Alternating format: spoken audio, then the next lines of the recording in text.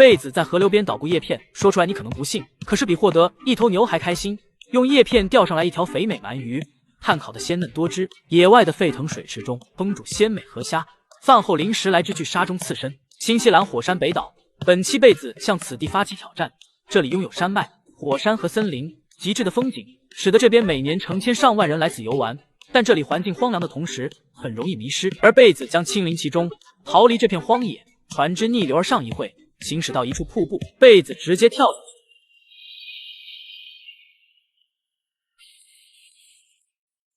之后游到岸边，从一旁岩石爬上，兴奋呐喊声，转身进入到丛林中。在这里，大部分人集中在北部，只要朝那边前行，就能找到文明。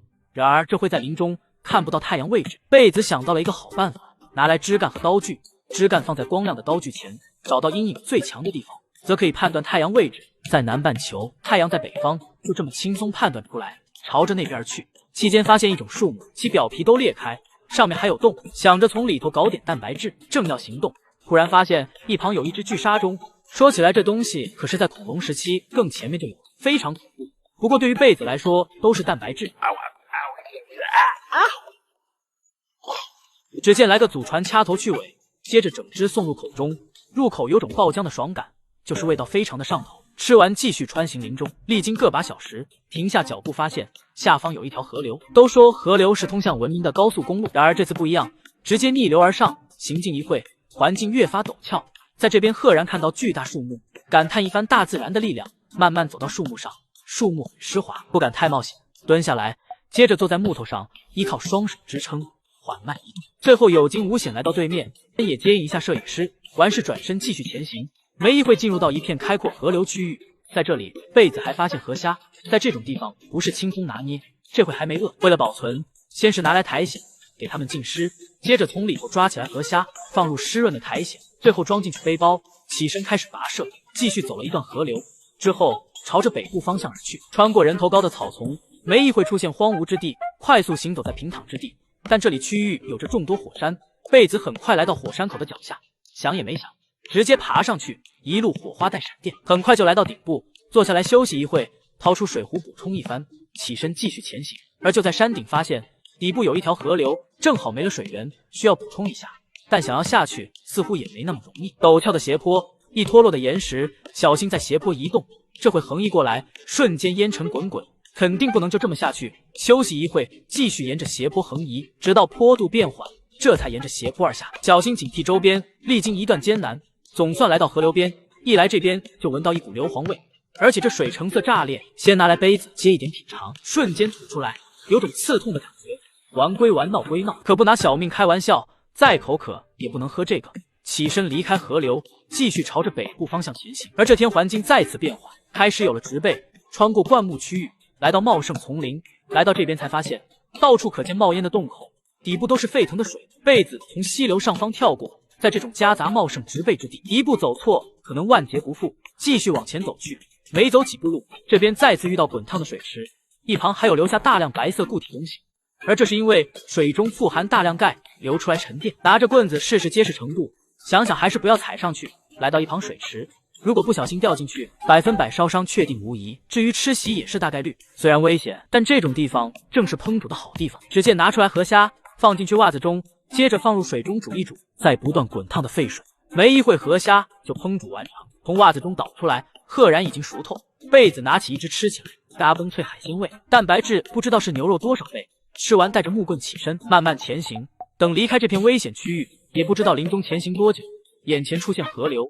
这时贝子已然抑制不住内心狂野，也没管那么多，直接就这么跳下去。在河流中给自己清凉清凉也不错。之后游到岸上，脱下来衣服拧一拧，重新穿上。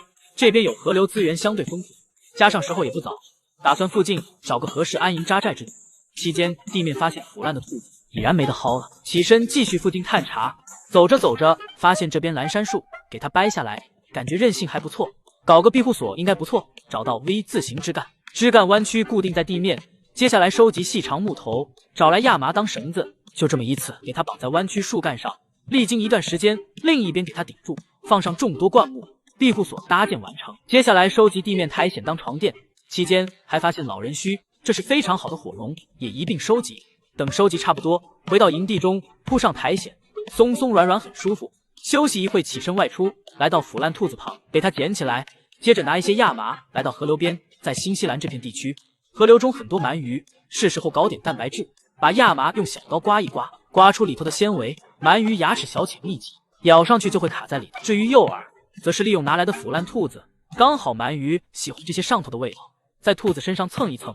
起身来到河流边，就这么开启钓鱼之旅。在河流边静静等待，鳗鱼闻着味道，慢慢靠近过来，在清澈水面下一息可见黑影，等待它咬上亚麻。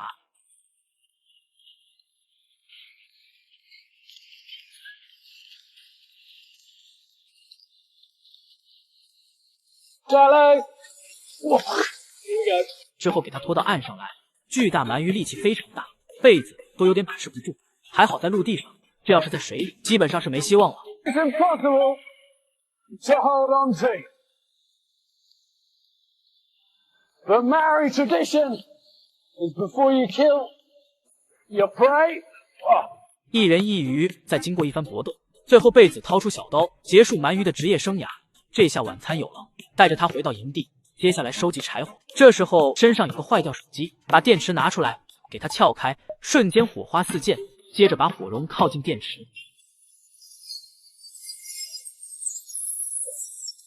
很快把篝火点燃，接下来一旁开始处理鳗鱼，切开里头都是肉，而且相当肥美，用枝干串起来，架篝火上炭烤，自己坐在一旁等一会，鱼肉烤熟，搞了一块开吃，鲜嫩多汁，美味的同时，蛋白质怕是牛肉几十倍。等到隔天清晨，贝子出发前在一旁做了个标记，起身继续朝着北部前行。这天进入到密集丛林，快速下斜坡进入溪流中，沿着溪流前行。而说起来也是神奇，在溪流中发现一些石头，看着沉重，实则无比的轻，能浮在水面的石头也是很惊奇。欣赏片刻，继续往下走去。很快来到这边湖泊，贝子在一旁观察，发现对面似乎有人未开辟的，很有必要探查一番。然而眼前高度有点吓人，估摸有个150英尺深。思考一番，进入林中，收集一些藤蔓当绳子，等感觉差不多回来。安全起见，搞了3条并一条，一头绑在树头，就这么开始下落。从远处看去，高的吓人，一旁还有瀑布，水不断喷到自己身上，变得湿滑。贝子紧紧抓住藤蔓，丝毫不敢马虎，同时消耗也非常巨大。随着越往下而去，还被激流冲刷，最后无奈先站在崖壁的树木，实在太危险。在这里休息片刻之后，爬到树木下方的崖壁，没了藤蔓，直接就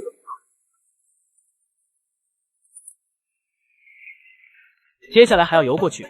好在还有这个有浮力的背包，边休息边往前游去。历经几十分钟，等上来这边发现路上有轮胎的痕迹，文明痕迹显现。本次挑战成功。